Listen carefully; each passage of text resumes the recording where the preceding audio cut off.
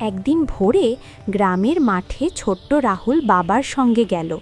সবুজ ঘাসে ভরা মাঠে তাদের গরু আর কয়েকটা ছাগল ঘাস খাচ্ছিল। রাহুল খুশিতে লাফিয়ে বলল, বাবা, আজ আমি গরু ছাগল সামলাবো।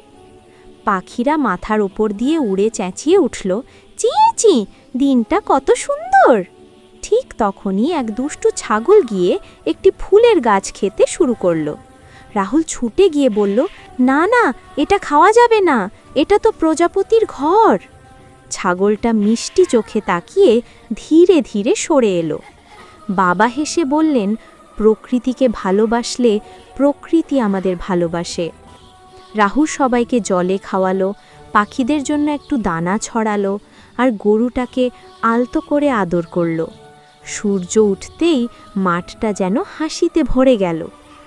সেদিন রাহুল শিখল, প্রতিটি প্রাণী আর গাছেরও নিজের ঘর আছে, আর তাদের যত্ন নেওয়াই আসল কাজ। গ্রাম, গরু, ছাগল আর পাখি